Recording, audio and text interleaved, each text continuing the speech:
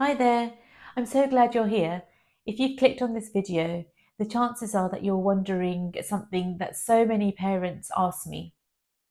Does my child have mild, moderate or severe autism? You might have seen those words online. Maybe a professional or someone close to you has used them. And now you're thinking, what about my child? How does my child fit in here?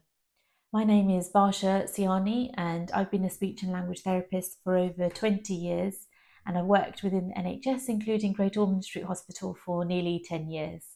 In today's video, we're going to talk honestly about these labels and why, after over 20 years of working with autistic children and their families, I just don't think that they're very helpful. I'm sure you've heard lots of people referring to autism as a spectrum, but it's not in the way people usually imagine.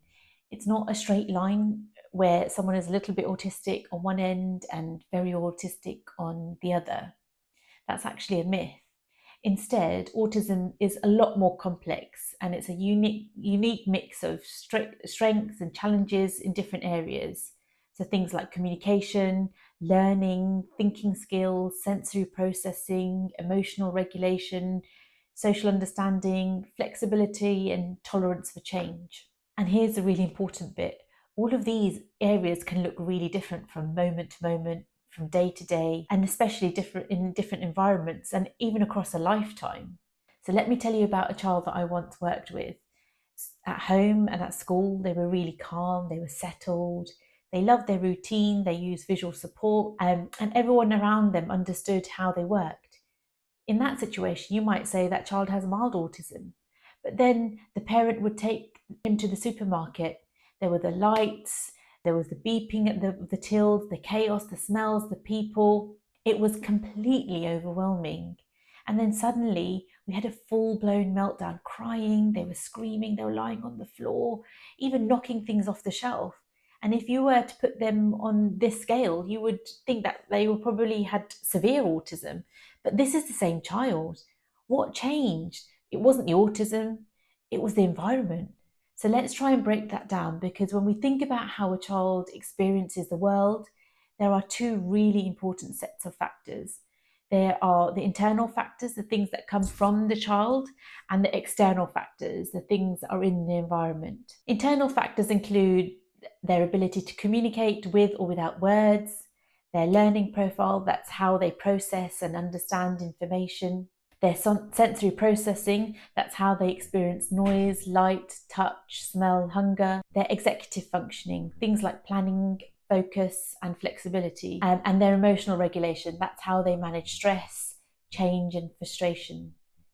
These aren't deficits, they're part of how your child's brain is wired. Then we've got external factors, so that's the environment around them, like the school environment, things like the class size, teacher understanding, use of visual supports. You've got home life, that's things like routines, transitions, siblings, how well the adult around them understands and responds. And public spaces, that's how inclusive or overwhelming they are, and the kind of support that's available in their community. So all of these things can either support your child or completely stress them out. And that makes a huge difference in how mild or severe their autism appears to the outside world. And this is why I really encourage parents to move away from the old school labels like mild, moderate, or severe, because they are oversimplifying something that's actually very human and very complex. In over 20 years of doing autism assessments, I've never met two children with autism who are exactly the same, not even close. Each child has their own profile and it's shaped by who they are, where they are, and what's going on around them. And this profile, it changes over time. So I've known children who couldn't bear the sound of a hand dryer at the age of 4, but were confidently performing on a school stage by the age of 9.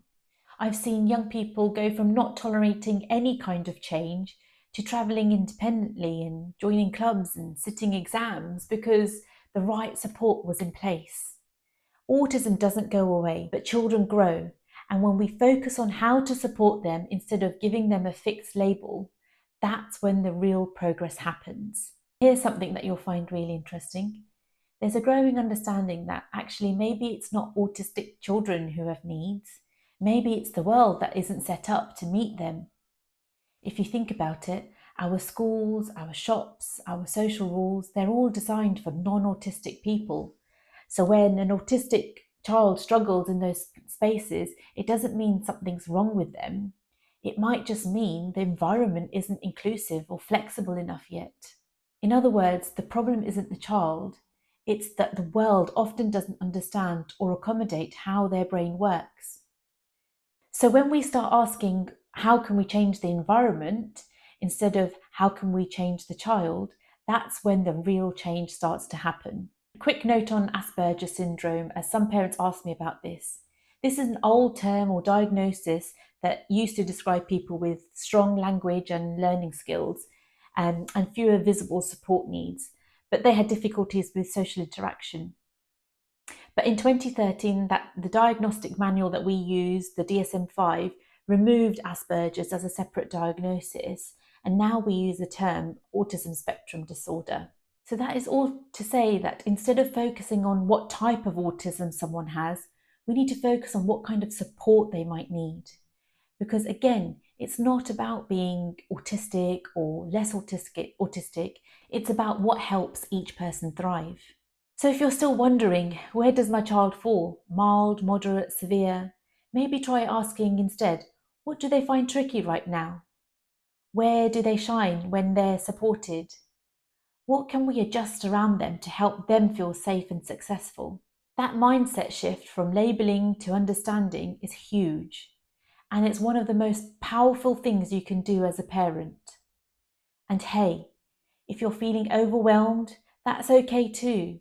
It's a journey. You're learning, and I'm still learning.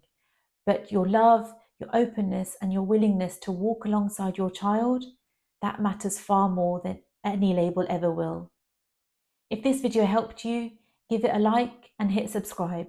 I've got more videos coming, all designed to help parents navigate autism with confidence, compassion, and clarity. And leave me a comment. I'd love to hear your thoughts, your questions, or even your story. You're not alone. Take care, and I'll see you in the next video.